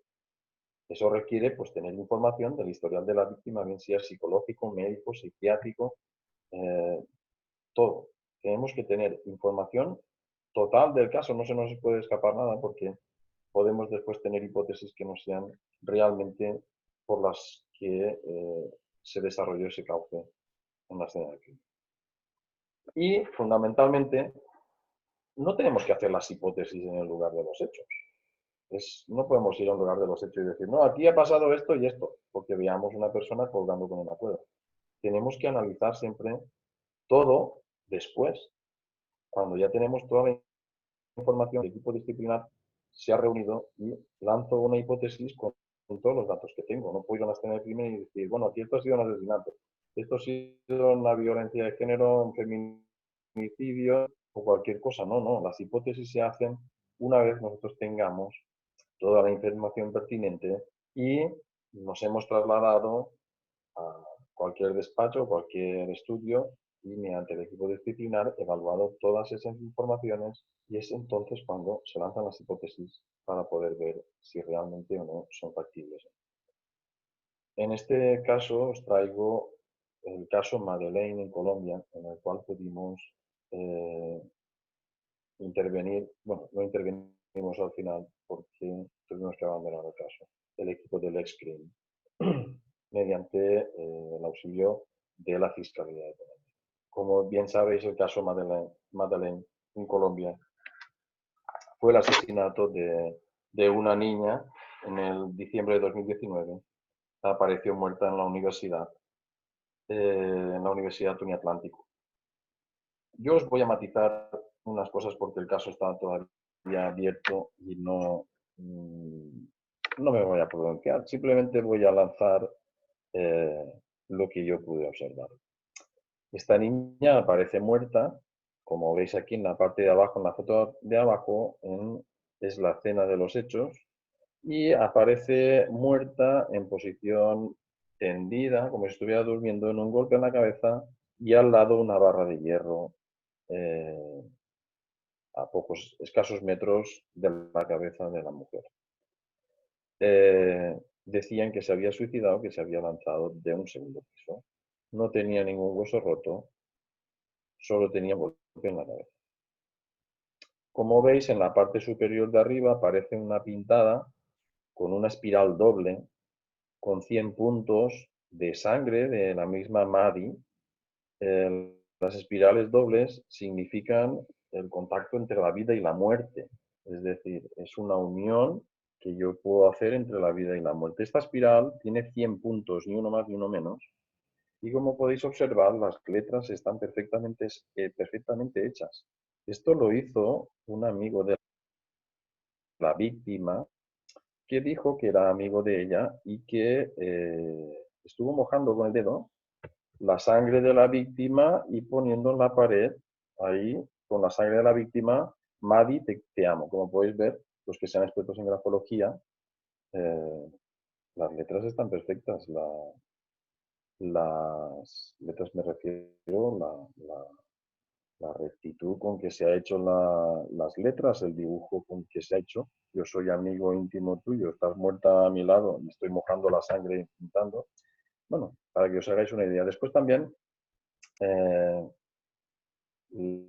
una de las últimas personas que la vio es una de las primeras, la primera persona que la encuentra. el Bedel del instituto, de la universidad, perdón, fue de las últimas personas que habló con ella y de las primeras personas que la encontró, la primera persona que la encontró. Después también se decía que el novio había tenido una discusión con el novio, que estaban allí, era una huelga que estaban haciendo los jóvenes en la universidad. Se ve que la noche esa habían tenido pues un poco de fiesta allí y decían que sí habían discutido y que el novio había tenido una discusión con él. Pues bueno, estas son no voy a entrar en más detalles, son los indicios que nos dan en Colombia sobre este caso de Madeleine. Sigue todavía en el limbo. Nosotros nos ofrecimos a colaborar en la autopsia psicológica, pero debido, como veis aquí, a amenazas, tuvimos que abandonar el caso y lo dejamos al libre albedrío de la Fiscalía de Colombia. El padre sigue diciendo que la mataron y pues a los presentes podéis haceros una idea si es suicidio, si es homicidio o qué otra cosa podría ser. Las entrevistas en torno a la víctima. Tenemos que tener claro, entrevistas del entorno de la víctima. Tenemos que tener claro que el tiempo transcurrido es importante. Es importante porque, como bien sabéis, los recuerdos no permanecen intactos en nuestra mente. Se van deteriorando y la mente lo que hace es que los intervalos que tenemos los va reconstruyendo con invenciones. Por lo tanto, muchas veces, cuanto más tiempo pasa, tendemos a que nuestro cerebro invente esos espacios en blanco. Entonces, hay varias hipótesis en las cuales la recolección de información tiene que ser siempre en allegados familiares. Entonces, hay varias hipótesis de decir que hay gente que dice que la inmediación en el fallecimiento tiene que ser lo más rápidamente posible. Hay otros que dicen que debe de ser las entrevistas entre 1 y 3 meses. Hay otros que dicen que 6 meses y 1 año. Y hay otros que dicen que años después. En fin, yo creo que esto vendrá según la resolución de las pruebas si tenemos. Por ejemplo, si tenemos que tener pruebas de ADN, necesitaremos entre 1 y 3 meses o incluso 6 meses. Entonces, será fundamental que nosotros dejemos un espacio a la hora de hacer las entrevistas. Yo soy de la opinión de que se deje el duelo, porque tú cuando vas a entrevistar a una persona querida, si vas ese mismo día o los 2 días antes, tienes una sensación de que esa persona pues te crea melancolía, te crea sentimiento de tristeza, pero conforme va pasando el tiempo, ese sentimiento de tristeza van aflorando otros sentimientos, como bien podía ser, pues este tío no era tan simpático como era, porque tenía discusiones con él y tal. En el momento del fallecimiento esos sentimientos no afloran, afloran después en el tiempo. Entonces, soy de la idea de que debemos de dejar pasar un tiempo prudencial del duelo para que esas ideas, esos sentimientos afloren y estén juntos con los del sufrimiento, del padecimiento, de la muerte, pero afloren otros sentimientos. Está claro que cada caso nos va a indicar cuáles van a ser los periodos de entrevistas. Yo ya digo que fundamentalmente, si hay pruebas por medio, tendremos que dejar un periodo en el cual las pruebas estén resueltas y no vayamos a crearnos una expectativa que después con las pruebas sea todo lo contrario. Por ejemplo, si hay pruebas de ADN, si hay pruebas de manchas de sangre, si hay pruebas de balística, que todas estas pruebas requieren un cierto tiempo que seguro están más de 3 meses o incluso 6 meses. El procedimiento de la autopsia psicológica, como hemos mencionado anteriormente, se basará en lo que son entrevistas amplias con los familiares, las personas íntimamente relacionadas, porque son de las que vamos a sacar la información que en ellas necesitamos. Y la otra será la recogida de todos los documentos pertinentes posibles, bien sean informes médicos, psiquiátricos o de otro tipo, como bien sean, pues no sé, adicciones o adicciones al juego, al alcohol, cualquier cosa. Las entrevistas siempre tendrán que ser de carácter voluntario. Es decir, no podemos forzar a nadie a hacer una entrevista porque ya realmente hay sesgos que ya no son los que nosotros necesitamos para hacer la cosa psicológica. Siempre habla de realizarse voluntariamente y siempre con un ambiente privado y de confianza. Tenemos que dar confianza. ¿Cómo se da esto? Pues sin que haya muchas personas presentes y nosotros, yo personalmente, requiero que las entrevistas las dirijan lo que son los psicólogos y los comunicadores no verbales, como explicaré después anteriormente. Sí que comentaros, por ejemplo, que en España todo el procedimiento de la reconstrucción, cualquier procedimiento de reconstrucción se hace por la policía. Está vinculado siempre en España a lo que es la policía judicial, las fuerzas y cuerpos de seguridad. Muchas raras veces entran equipos multidisciplinares civiles que puedan entrar a lo que es la reconstrucción siempre en el ámbito policial o judicial. Está enmarcada siempre de lo que es el ámbito policial. Pocas veces, a no ser que sea de parte, pero ya digo que de parte siempre serán por peritos de la defensa o por contratados periciales civiles, nunca policiales. Vamos a ver el método más utilizado en la actualidad, que es el método MAPI. Es el más utilizado en América Latina. Ya os digo que en España no está muy instaurado lo que es la autopsia psicológica, aunque últimamente se están viendo algunos casos en la utilización cuando son a nivel dudoso de suicidios, pero ya os digo que como siempre es un nivel cerrado, es un sector cerrado policial, es muy difícil que los jueces accedan a facilitar información a las partes para realizar una autopsia psicológica, una reconstrucción antes del juicio. ¿De acuerdo? Entonces, sí se pueden tener acceso a los sumarios, pero ya digo que la propia investigación siempre se lleva por lo que es la policía judicial. Como sabéis, el método MAPI, existen otros modelos, pero este es el más habitual en América Latina y en España, por ejemplo. Lo realizó la doctora Teresita García Pérez, como sabéis, es cubana, y lo que simplemente es un método estructurado y sistematizado para llevar a cabo una autopsia psicológica en la que permite realizar un diagnóstico pericial tanto de las víctimas de suicidios, homicidios o accidentes, basado simplemente en lo que son las entrevistas. Como aquí veis, tiene 4 esferas.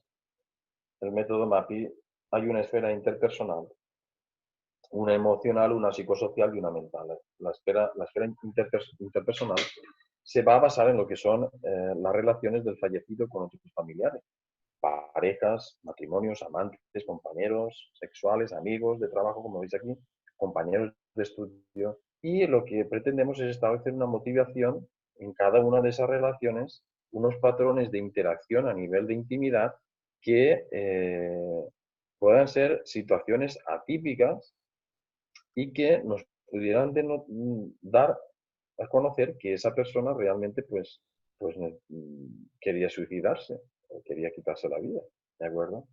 Después vamos a ver lo que es la esfera emocional. ¿Qué es la esfera emocional? Es identificar el desarrollo emocional del fallecido, estados de ánimo. Todo esto va a ser muy difícil porque son cosas que cuando hablamos de cosas personales de la persona fallecida, es investigar en la vida de esa persona, pero ya está fallecida. O sea, es más difícil, más complicado, a través de terceras personas, poder investigar. Entonces, los estados de ánimos, síntomas depresivos, afecciones negativas, emociones, expresiones, agresividad hacia los demás, sentimientos de temor, todo esto es la esfera emocional. Y este nivel pues, se va a hacer a través de las entrevistas con personas allegadas, íntimas. La esfera psicosocial es otro nivel porque vamos a estar analizando el estado de salud a lo largo de su vida anterior. Es decir, si dicha persona pues, tenía cambios, cambios de personalidad debidos a emociones financieras, por ejemplo, pérdida de trabajo, antecedentes penales, su salud, fallecimiento de mascotas, que entran en depresiones, en fin, hay personas que todo esto les afecta bastante y pueden llegarles a producir el suicidio, como bien sabéis. La droga, el alcohol, toma de medicamentos, en fin, todo este cuadro es el que tenemos que, muchas veces los familiares más próximos no son conscientes, por ejemplo, que una persona toma droga. Y los amigos del trabajo con el que salgo a veces son los que son conscientes de que yo tomo drogas cuando salgo de la amigos. Cada esfera nos va a aportar unos conocimientos que van a ser fundamentales muchas veces para dirimir ese informe pericial y tener una línea de trabajo. La esfera mental también, si esta persona pues durante su vida ha tenido síntomas psicóticos, la inteligencia de la persona, si realmente estudiaba o no estudiaba, el lenguaje que hablaba, muchas de estas cosas nos van a tener una valoración psicológica de esta persona si realmente tenía algún trastorno. Estas esferas son las que nos van a delimitar lo que es el método MAP. ¿Qué equipos multidisciplinares podemos integrar en lo que son las autopsias psicológicas? Como veis, yo he hecho una relación de personas que pueden estar integradas o que son fundamentales. Pueden haber muchas más o muchas menos, pero deberían ser fundamentales a la hora de crear los equipos multidisciplinares para intervenir en lo que son las autopsias psicológicas. Vemos que hay un equipo de policía judicial y criminalistas que más o menos estos estarían englobados en la situación del crimen y son fundamentales para dirimir lo que es el hecho en sí y poder realizar una historia de ese escenario del crimen. Los psicólogos que van a ser fundamentales en las entrevistas, junto con los expertos en comunicación no verbal, que yo los he puesto aquí porque para nosotros vemos que es fundamental que estén presentes los expertos en comunicación no verbal muchas veces en las entrevistas, en la reconstrucción de los hechos, en muchas entrevistas de imputados, detenidos, porque, bueno, lo vamos a explicar adelante, son fundamentales a la hora de los rasgos característicos, facciones, sentimientos que puedan encontrar. Los criminólogos, que vemos una parte fundamental y son los que van a dirigir todo el equipo multidisciplinar, para nosotros vemos fundamentales una dirección que va a ser esta, los criminólogos. Y después la parte multidisciplinar de los peritos judiciales, de parte, grafólogos, laboratorios químicos, balística, que nos van a dar realmente el informe sobre las pruebas que allí han acontecido. Y ya sobre el cadáver mismo, los médicos forenses. Nos va a dar toda la información sobre el cadáver, muchas veces muy importante a la hora de dirimir lo que allí ha pasado. La comunicación no verbal es fundamental en las autopsias psicológicas y nosotros lo vemos así, desde el equipo del estudiante. Y queremos daros a conocer esta faceta tan importante a la hora de lo que es la autopsia psicológica. Como sabéis, la sinergología es el análisis de la conducta no verbal no consciente. Es decir, en muchas policías pueden servir en muchos casos en los interrogatorios. Es una materia científica rigurosa y metódica y nos permite comprender al ser humano a partir de sus gestos. Para poder muchas veces saber si lo que nos está diciendo es realmente la verdad o realmente la mentira. Y es útil muchas veces en los entornos de selección y negociación. Selección de trabajos o negociaciones con ciertas personas a la hora de nivel policial. Como sabéis, se está utilizando mucho en lo que es la comunicación no verbal en los asesores políticos. Y uno de los fundadores es el señor este que veis aquí, de la sinergología, es el señor Philippe Truchet, ¿de acuerdo? Pero, aparte de ese señor, yo quiero, ya que estamos en México, os voy a mencionar a la licenciada Alejandra Montserrat Romero Galván. Es analista del comportamiento no verbal y de evaluación de la credibilidad. Es una de las mejores evaluadores de la comunicación no verbal que existen hoy en día a nivel internacional. Ella colabora con nosotros en el despacho de Clescreen en muchos casos que hemos tenido de asesoramiento en comunicación no verbal. Así que ya que estamos en México, ¿qué más que darle el reconocimiento a la señora Alejandra Montserrat? Una de las mejores. También tenemos que tener en cuenta que no hay una determinada parte del cuerpo que nos indique o nos destaque los rasgos que nosotros tendemos a pensar que nos estás diciendo algo que no nos quieres decir. Es decir, no me puedo fijar simplemente en los ojos, porque la boca va a ser fundamental también a la hora de, si yo quiero mentir y me fijo en no parpadear mis ojos, no puedo controlar la boca. Y si controlo la boca, no controlo mis ojos. Por lo tanto, tenemos dos zonas en el cuerpo, en la faceta de la cara, que van a ser fundamentales, las facciones, a la hora de la comunicación no verbal, a la hora de las entrevistas, a la hora de estar en la reconstrucción de los hechos en la escena, cuando yo recuerdo lo que estaba haciendo y estoy mintiendo, van a ser fundamentales mis expresiones y para un experto en comunicación no verbal van a ser fundamentales. Sobre todo la boca tenemos tres dimensiones, porque podemos echarla para adentro, echar los labios hacia afuera, abrirla, cerrarla. Tenemos más comunicación en la boca no consciente que en los ojos. Pues los ojos podemos parpadear, abrirlos, cerrarlos, pero en la boca nos da más juego. Como bien sabéis, la comunicación no verbal muchas veces ha sido fundamental a la hora de evaluar líneas de investigación diferentes a las que se estaban llevando. Y como bien sabéis, cada recuerdo tiene aparejada una emoción. Y cada emoción se refleja con una expresión facial, que son las macro y microexpresiones. La diferencia básicamente es el tiempo que se expresa en el rostro. Es decir, yo cuando estoy haciendo el recuerdo, tengo una emoción que se expresa involuntariamente en mi rostro. Y eso hace que, aunque yo no quiera, tenga unas expresiones que me delatan ciertos indicios. Las macroexpresiones, según los estudios científicos, pueden durar desde 0,5 a 4 segundos. ¿De acuerdo? Y son todas aquellas expresiones que realizamos cotidianamente y no existe una necesidad de ocultarlas o falsearlas. Podemos hacerlo hasta cierto punto o controlarlas, pero no siempre. Y las microexpresiones sí que son una parte vital de nuestro gesto, de nuestra comunicación gestual.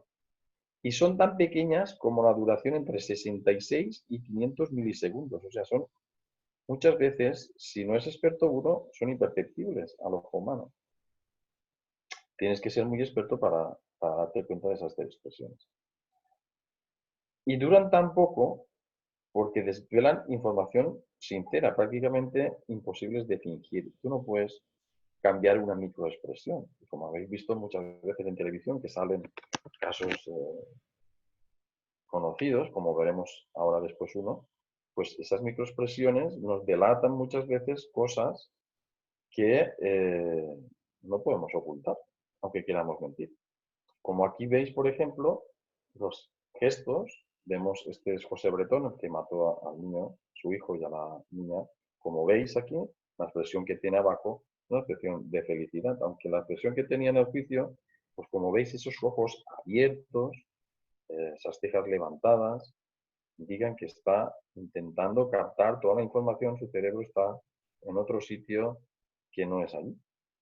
Mientras que abajo, como veis, ya los ojos no los tiene tan abiertos, la boca, la sonrisa, todas estas expresiones que podemos identificar muchas veces nos van a servir con lo que son las manifestaciones, declaraciones existencia de juicios, escena del crimen, nos van a poder servir para más que nada, reconducir a líneas de trabajo que no son las que realmente nos quieren llevar las personas imputadas.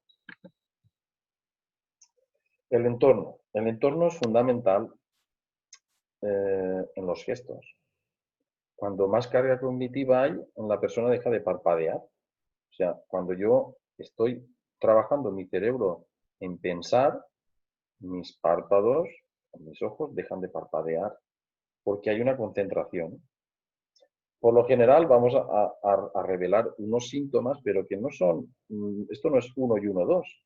Simplemente lo que van a expresarnos es unos indicios que sumados a otros más nos puedan dar unas líneas de trabajo. Ya digo que esto no es 100%. Sí que nos pueden aseverar junto con otros indicios o con otras pruebas que esto no sea así.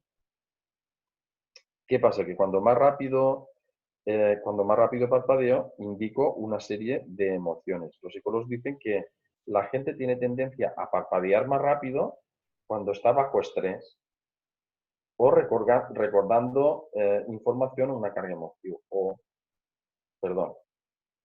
Cuando más rápido parpadeo, indica una serie de emociones. Y tiene tendencia a parpadear más rápido cuando estoy bajo el estrés, recordando información o una carga emocional. Después, el parpadeo se reduce cuando ponemos atención a alguna cosa, o alguien, por ejemplo, nos asusta, nos da una cosa o nos dice una cosa y nos sorprende. Dejamos atentos. Entonces, indica un proceso de construcción de relación con los demás, es decir, concentración, que estoy construyendo la mentira, cuando se reduce el parpadeo. Ya digo que esto no siempre es así, pero si se produce durante muchas veces sí que puedo crear un patrón o una línea de trabajo sobre lo que está diciendo. Un solo parpadeo, como hemos dicho anteriormente, son cuando nos sorprenden, y esto va ligado a que después de esa concentración le siguen una seguida parpadeos rápidos. Cuando el ojo está así sorprendido, después de esto nos sigue un parpadeo rápido. Nos ha sorprendido con la guardia baja, o en el momento que se produce un suceso inesperado, la gente deja de parpadear en patrones regulados y luego de emitir un parpadeo único. ¿De acuerdo? Esto indica sorpresa o incredulidad. Como veis aquí, las expresiones, José Bretón, el que está al lado es el juez, en la reconstrucción del crimen, como observáis, siempre estaba mirando la escena del crimen, siempre estaba sus ojos. Veis el resto de personas que miran hacia otros lados, pero él siempre tenía los ojos mirando hacia un punto concreto. Señalaba con las manos, pero los ojos suyos siempre estaban en una dirección única. También, como veis, la comunicación no verbal, en muchos procesos, o en muchos casos, como sabéis, el de Clinton fue mediático. Y lo que solemos decir es que a veces mentir es cognitivamente más exigente que decir la verdad. La mentira en estas situaciones daría lugar a una disminución de parpadeo. Es decir, cuando nosotros mentimos, el cerebro está creando esa mentira, por lo tanto, nosotros estamos inventando, y es el proceso más exigente que decir la verdad, porque la verdad ya me la sé y no tengo que hacer esfuerzo. Y lo que dice aquí, disminuye el parpadeo porque estoy intentando reconstruir y el cerebro hace que el parpadeo sea más lento. Sí que después de haber construido la mentira, la demanda cognitiva desembocaría en un parpadeo rápido. Esto se llama efecto compensatorio. Después de haber construido la mentira, sí que el ojo empieza y parpadea rápido. Ya os digo que esto no es 1 y 1, 2. Son cosas que debemos de analizar dentro de un contexto y reiteradas o repetitivas, y que sean expertos los que lo analicen. Pero son muy fundamentales a la hora de discernir si vamos hacia aquí o vamos hacia allá, o si nos está mintiendo, o si el cuerpo no lo enterré aquí o lo enterré allá, o si el cuerpo lo he dejado hace 2 kilómetros más allá. Entonces, vemos fundamentales la intervención de lo que es los equipos de comunicadores no verbales. El ejemplo que hemos puesto es cuando Clinton declaró ante el jurado, en el jurado, por el caso de Mónica Lewinsky, como todos sabéis. Se sentó muy inquieto cuando respondió a las preguntas potencialmente incriminatorias sobre si ordenó o no al secretario personal de la Casa Blanca pues recoger los regalos que había hecho, si había estado con Mónica Lewinsky.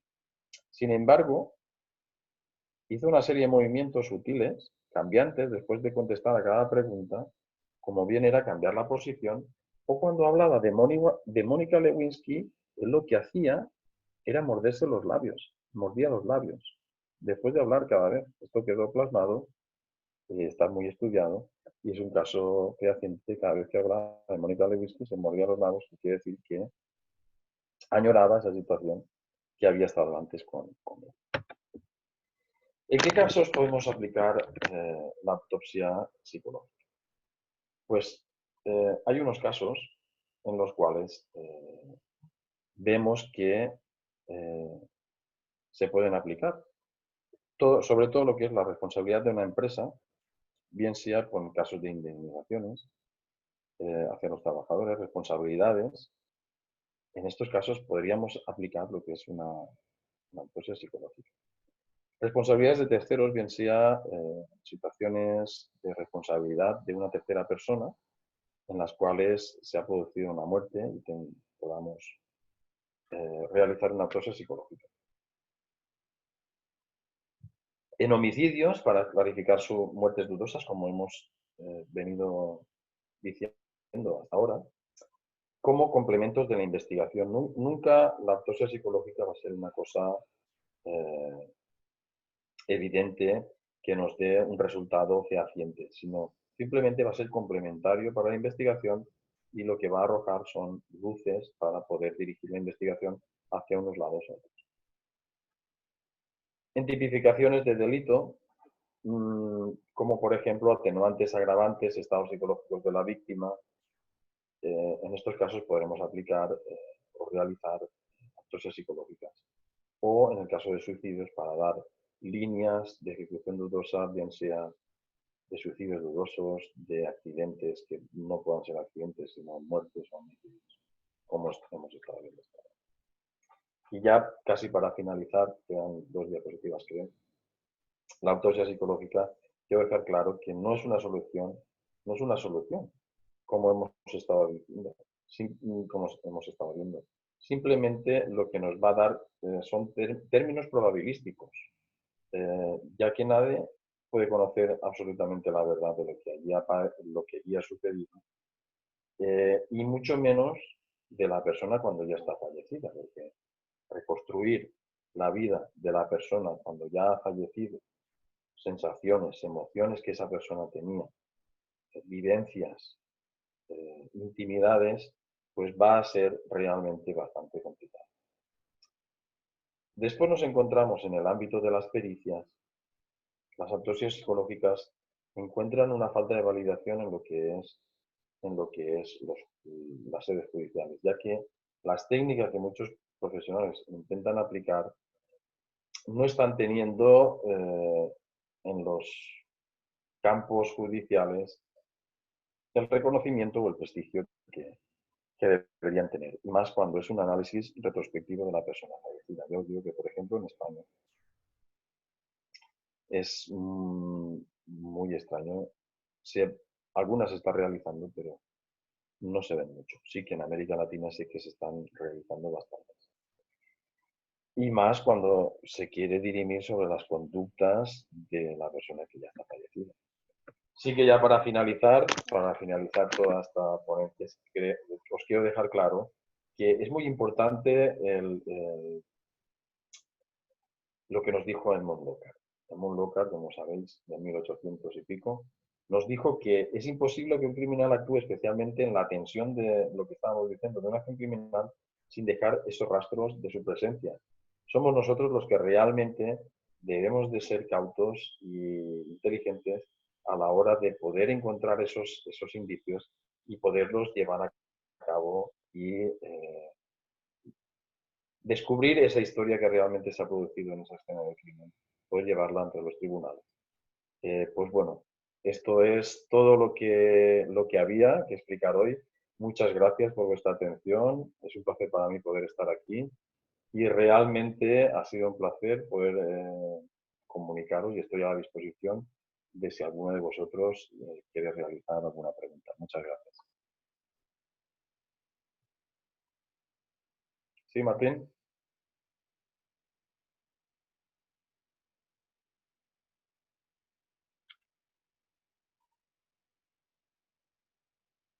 ¿Martín? Sí, hola, hola, Vicente, ya, aquí. ¿Qué tal? Sí, Quien ya. quien tenga alguna pregunta, por favor, la quiere realizar. Tengo una pregunta por aquí. Permítame tantito. ¿En qué momento del procedimiento penal se realizará la reconstrucción de los hechos? La reconstrucción de los hechos siempre va a ser una vez tengamos las manifestaciones del imputado. O sea, tenemos que tener las manifestaciones del imputado y siempre es al libre albedrío del juez. No siempre en todos los casos, pero sí que va a ser cuando dudemos de que realmente esta persona haya cometido los hechos. Y siempre va a ser en el proceso de que se abra el periodo de pruebas. O sea, en el procedimiento de pruebas es en el momento en el cual se va a realizar la reconstrucción de los hechos, siempre a disposición del juez. Sí que podrán intervenir las partes y el imputado siempre con el abogado. Siempre en el periodo de prueba.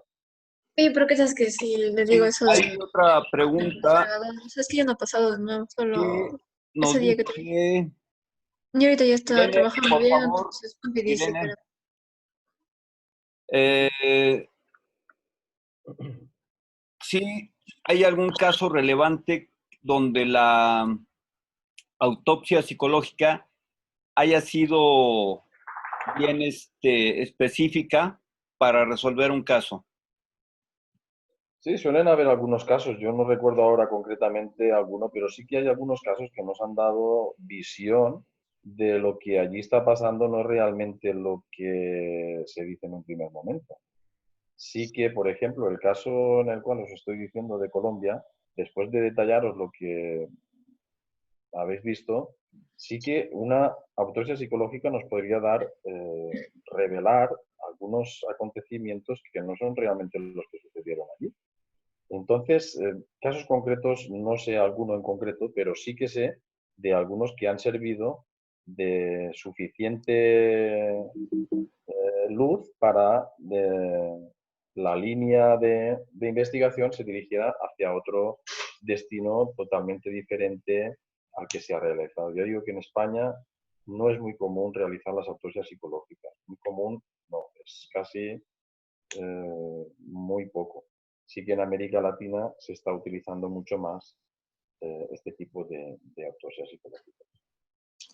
Sí, nos dice Giovanna, buenas tardes. En personas muertas se hace la autopsia psicológica y en personas vivas sería perfilación psicológica.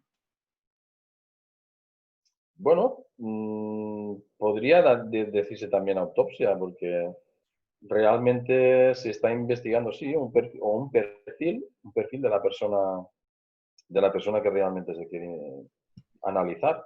Pero bueno, sí, cabría también la posibilidad de decir perfil, perfil criminal bien, yo creo que serían válidos los dos. Sí, la otra pregunta ¿es posible utilizar la autopsia psicológica para realizar la perfilación del criminal y la trascendencia en una investigación? Sí, sí, claro, la autopsia psicológica se puede utilizar también como perfilación porque al investigar sobre varias escenas concretas del entorno, nos aporta mucha información que realmente después podemos utilizar para para ciertas investigaciones que vayan hacia un lado o hacia otro. Sí, ¿sabes? Sí, nos preguntan también cuál es su opinión del caso de Colmenares, de Colombia. ¿Piensa que era necesaria la autopsia psicológica? Colmenares no lo conozco, la verdad. No conozco de ese caso en Colombia, de Colmenares. Ok, nos dicen, un dictamen en grafología puede presentarse y se le da valor como prueba plena. No. Yo creo que son pruebas, las pruebas periciales, como hemos visto anteriormente, siempre tendrán, por lo menos en España, la consideración de pruebas periciales. Tendrán que estar sujetas a lo que es los principios de inmediación, oralidad y contradicción por parte de la otra prueba, por parte de la otra parte, está la parte defensora y el de parte. Sí que los informes realizados por laboratorios y demás tienen consideración de prueba documental. No son pruebas fehacientes porque pueden ser desestimadas por la otra parte o pueden ser amañadas o no ser realmente hechas correctamente. Entonces siempre tienen que estar sujetas a lo que son los principios de inmediación, oralidad y contradicción. Nunca podrán ser, siempre son, por lo menos en España, pruebas periciales y no van a ser pruebas fehacientes totalmente. Una vez pasado el procedimiento ese de inmediación oralidad, pues sí que a lo mejor pueden llevar a ser pruebas de cargo, siempre que después del procedimiento judicial pasen los principios de inmediación, contradicción, oralidad y las periciales pasen a ser pruebas de cargo. Pero no inmediatamente pasan a ser pruebas. ¿Qué tan frecuente y oportuno se complementa la autopsia psicológica con un estudio grafológico? Bueno, como sabéis, puede complementarse perfectamente. Yo no soy experto en grafología, mi socia sí, pero yo sé algunos conocimientos básicos. Pero sí que realmente los escritos que la persona fallecida podía tener, bien sea mediante el libro, tener un diario o la escritura que él podía tener, se puede ver si tuviera algún trastorno, algún estrés o no sé, algún trastorno que le causara alguna molestia o alguna pensamientos raros o yo qué sé, y se pueden vincular junto con la autopsia psicológica los escritos, la letra, el tipo de grafología que en esos días próximos a la muerte pudiera tener esa persona así, claro. Fundamentalmente se pueden vincular perfectamente. Sería una prueba más o una pericial más allegada que sumaría a lo que es la autopsia psicológica. Sí, claro. Lo que sí que quiero mencionar es que la autopsia psicológica no es una cosa concluyente, como hemos dicho en esto. No son pruebas concluyentes, sino que nos van a dar una visión de aquello, cómo puede ser o cómo no puede ser, y las líneas a seguir de investigación respecto a esto que hemos hecho. O sea, que no son pruebas concluyentes, sino nos van a dar una sensación, un apercibimiento de que aquello puede ser diferente a lo que hemos visto. Ok, y en el chat tenemos varias felicitaciones desde varias partes de México, también de Argentina, de España, de Colombia. Tenemos gente conectada de Guatemala, de Ecuador. Muchísimas gracias a todos. ¿Alguien tiene más preguntas que quiera realizar a Vicente?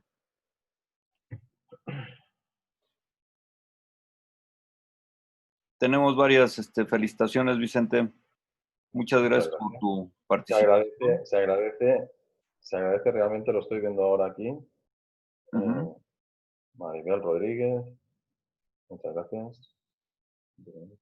Raquel Barón, Azucena, muchas gracias. Sí, tenemos conectados varios de España, de Argentina, de Colombia. Es un gusto. El despacho Le Screen tenemos un arraigo en Colombia, ya que colaboramos con la Fiscalía de la ciudad de Barranquilla, en Caibas, con la fiscal Guerín, muy amiga de nuestro despacho y una persona muy íntima con nosotros. Sí, claro. También de Guatemala tenemos una amiga, Carla Trócoli, que ya vieja conocida de Coesfo. Mucha gente de los que están conectados son seguidores de Coesfo, de Perú también. En Perú creo que vamos a estar, dentro de poco estaremos muy bien. también en Perú. Sí, claro. Sí, el día 3 estaremos en Bolivia, compartiremos congreso tú y yo. Martín. Sí. Estaremos en Bolivia la próxima semana. Bueno, para Bolivia la próxima semana. Por allá estarás tú, estará tu colega, también estará un servidor por allá, por aquellas tierras de forma virtual, ¿no? Sí. Y sí, pues muchísimas gracias. Nos dice Adriana Alejandra, en un caso donde se absuelven en primera instancia a 2 policías en la participación de un homicidio que sustrajeron armas de resguardo, ¿se puede reconfigurar la imputación? Bueno, se puede reconfigurar siempre y cuando sepamos la sentencia cómo ha quedado. Si es archivo, si es... tenemos que mirar a ver cómo hay, si hay pruebas nuevas que puedan llevar a reabrir el caso por el cual ya se ha juzgado. De todas formas, las cosas juzgadas, como no aparezcan pruebas nuevas, no se puede reconducir ese caso. Se entiende que en los casos normales se aportan todas las pruebas. Si aparecen nuevas, se podría abrir el caso. Sí, nos dice Adriana, quien hace la pregunta, que el proyectil proviene de esa arma. En un caso donde se absuelve, pues es que ya no lo sé. Ya tendríamos que ver el caso concreto, pero ya digo que si aparecen nuevas pruebas diferentes a las que se juzgaron y que en las cuales están implicados esas personas, pues se podría rever el caso en el caso de encontrar pruebas nuevas que ya no se han juzgado, porque las cosas juzgadas ya no se pueden volver a juzgar. Entonces tendrían que ser pruebas nuevas que implicaran a estas personas realmente en el homicidio. O sea que, pero realmente habría que ver el caso en concreto. Sí, claro. Ya no hay más preguntas, pero sí, felicitaciones. Bueno, Vicente, pues muchísimas gracias, de verdad Martín, lo que quería comentar una cosa solo, que nosotros desde el despacho del Screen tenemos una página web que ofrecemos a todos las personas que sean criminólogos, criminalistas, en la cual tenemos un espacio, publicamos gratis artículos o cualquier estudio o cualquier libro que quieran publicar totalmente gratis en nuestra web, en publicaciones, en lexcrim.es, que está a disposición de todos los presentes y que si quieren hacer cualquier aportación a la página web, simplemente escribiéndonos al correo electrónico que hay ahí, nos pondremos en contacto con ellos y publicamos los artículos que ellos quieran llevarnos. Sí. Agradecer también, Martín, que nos hayas podido dar esta oportunidad en México. Es la primera que hacemos aquí en México. Estamos muy agradecidos porque tengo personas muy allegadas al despacho en México, como es Alejandra Montserrat, como es mucha gente como Vicky, como mucha gente psicólogos, y nos gustaría volver. Seguro que estamos por tierras mexicanas pronto. Claro que sí. Cuando toda la pandemia. Eso, definitivamente. Nos dice Yamile, no obstante ser un trabajo multidisciplinario, quien suscribe la autopsia psicológica para que a su vez sea quien sea interrogado en la etapa de juicio. No lo entiendo muy bien esto. No obstante ser un trabajo multidisciplinario. ¿Quién suscribe la autopsia psicológica? Ah, vale, sí, ya entiendo. Como he dicho yo antes, eso está por un equipo disciplinar y sí que hay alguien que la dirija. Entonces, eso se tiene que dirigir, que hemos dicho anteriormente, normalmente por un criminólogo, que es a nuestro libre albedrío un criminólogo. Pero sí que cada espacio De ese informe vendrá ratificado por la persona que lo ha hecho. Si son las entrevistas y las ha hecho un psicólogo, ese espacio vendrá ratificado por el equipo multidisciplinar de los psicólogos.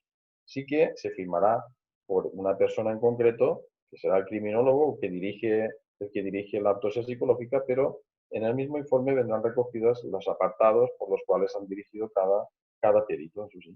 Cada perito firmará su apartado y habrá una entrega personal por parte de quien dirige. Ok, nos preguntan, Irene, ¿la sociopatía es impuesta por una filosofía o se nace con eso?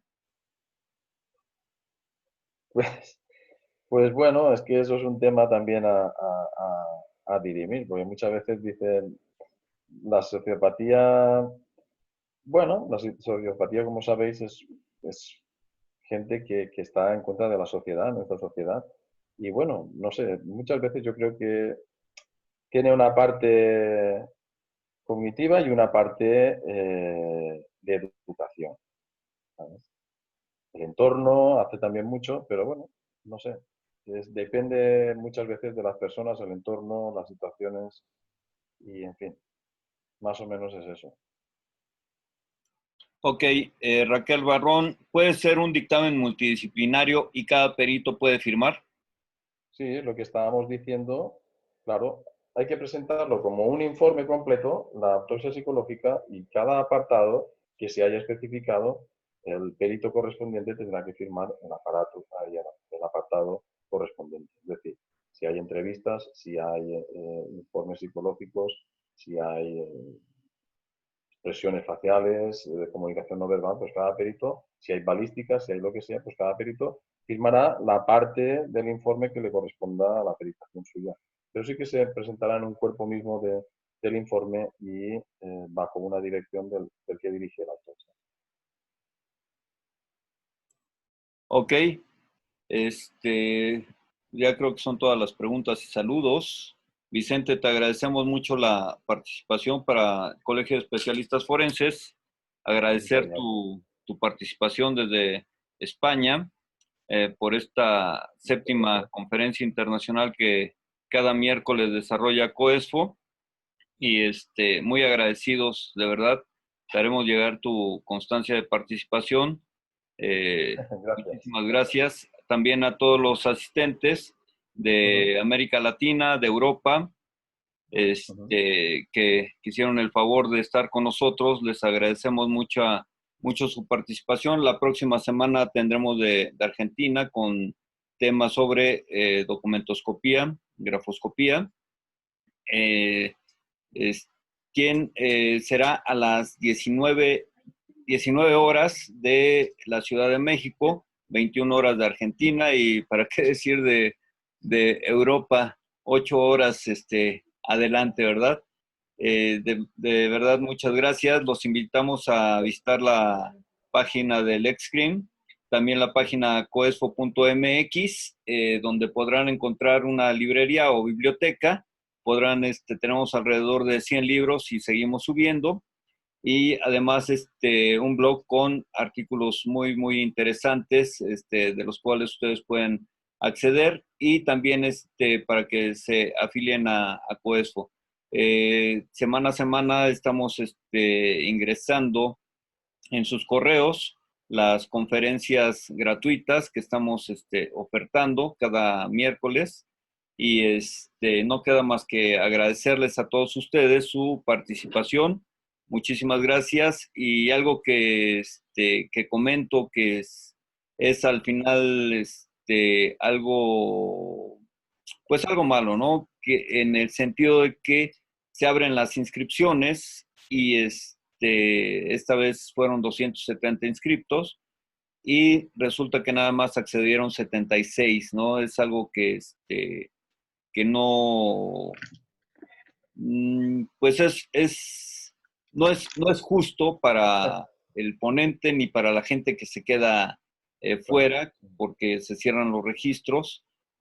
Nada más sí pedirles, ustedes cumplieron cabalmente con asistir, pero sí hay gente que lamentablemente se inscribe y pues no, no asiste a los eventos. La verdad es que es algo que hacemos con mucho gusto para que la gente incremente en época de pandemia esta situación, se quede en casa y siga en la temática forense, ¿no? Y que teniendo toda la oportunidad, porque también se hace un gran esfuerzo para contactar, checar toda la logística con los ponentes y demás, de, eh, dejarlos tantito alejarlos tantito de las actividades que tienen y dar pauta a que estén con nosotros. Sí les agradezco mucho que se hayan presentado, la verdad. Muchísimas gracias. Les agradecemos, les haremos llegar sus constancias vía correo electrónico. Y Vicente, de verdad, muchísimas gracias. Sigue disfrutando de lo poco que te queda de la fiesta de San Juan. Pues sí. Hay una canción. Aquí son las 12. A esta hora había que ir a la playa y mojarse los pies. Aquí es típico ir a la playa, mojarse los pies 7 veces, 7 olas te tienen que dar los pies. Esta noche dicen que es noche de brujas, a ver si tenemos suerte todos. Y nos lleva no, a chupar la bruja por ahí. Esta suerte a todos. Ajá. No, la licenciada Ivonne Uribe, directora de COESFO, y un servidor, les da las gracias a todos ustedes. De verdad, muchísimas gracias a todos por su participación. Estaremos en contacto, Vicente. Muchísimas gracias. Seguro. Gracias y a vosotros. A todos ustedes de América Latina y de Europa, les agradecemos mucho su participación. Y buenas noches, Europa. Buenas tardes aquí en México, a toda América Latina. Hasta luego. Cerramos la sesión. Gracias.